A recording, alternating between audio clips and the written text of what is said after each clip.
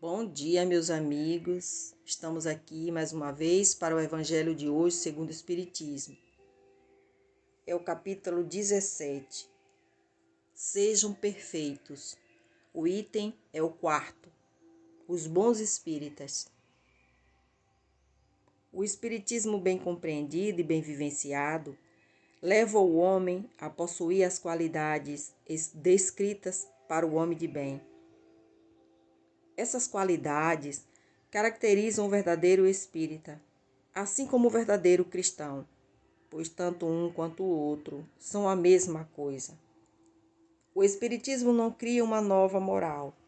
Ele apenas facilita aos homens a compreensão e a prática da moral do Cristo.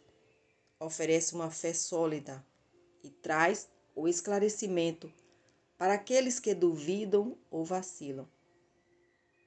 Muitos que acreditam nas manifestações espíritas não compreendem suas consequências, nem seu alcance moral, ou se os compreendem, não aplicam a si mesmos. Por que isso acontece? Será falta de clareza da doutrina? Não, pois a doutrina espírita não utiliza nenhuma linguagem figurada que possa dar margem a falsas interpretações. Sua essência está em sua própria clareza, e é daí que vem sua força, pois ela explica as coisas de maneira fácil, atingindo diretamente a inteligência daqueles que a procuram. Ela não possui nada de misterioso, e seus seguidores não estão de posse de nenhum segredo oculto ao povo. Será necessária, então, para compreendê-la, uma inteligência fora do comum? Não, pois existem homens de reconhecida capacidade intelectual que não a compreendem, enquanto que pessoas comuns, jovens, recém-saídos da adolescência, aprendem-na com admirável facilidade, até mesmo nos seus detalhes mais sutis.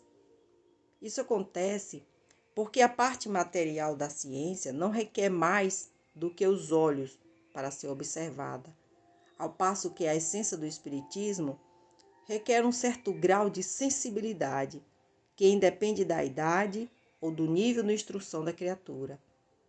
Essa sensibilidade pode ser chamada de maturidade do senso moral. Essa maturidade que lhe é própria corresponde ao grau de desenvolvimento que o espírito encarnado já possui.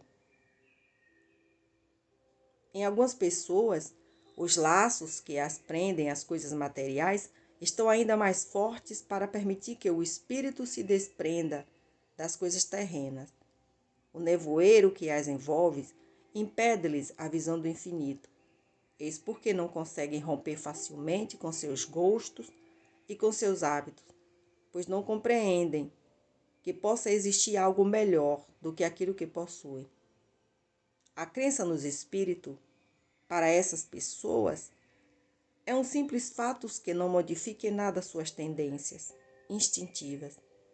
Enxergam apenas um raio de luz, insuficiente para orientá-las e despertar uma vontade decidida que seja capaz de modificar seus pensamentos.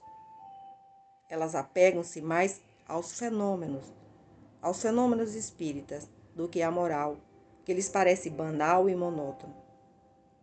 Pedem aos espíritos para terem acesso de imediato aos novos mistérios, sem procurar saber se já se tornaram dignos de conhecer os segredos do Criador.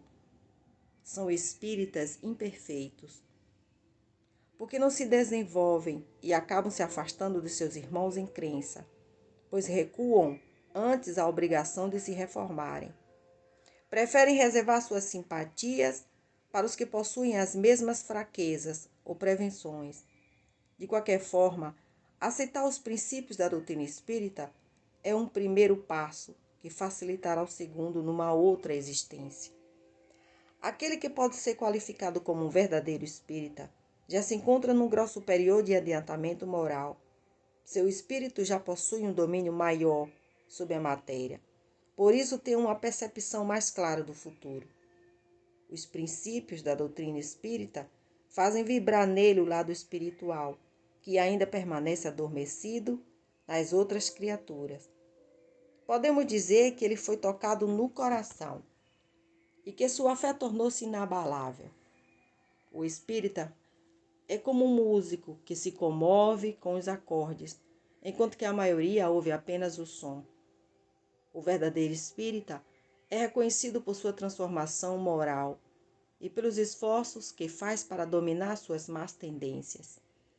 Enquanto o homem comum se satisfaz com seu horizonte limitado, o espírita compreende a existência de alguma coisa melhor e procura libertar-se para atingi-la. Ele sempre conseguirá, se tiver uma vontade firme e determinada. Que assim seja. Amado Mestre Jesus, que o Senhor nos ajude,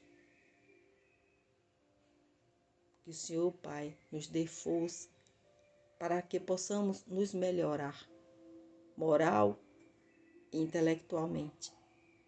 Obrigada, Senhor, por mais este banquete, por tudo que nos deste. Que este dia seja de paz e de muita tranquilidade. Que Jesus abençoe a todos.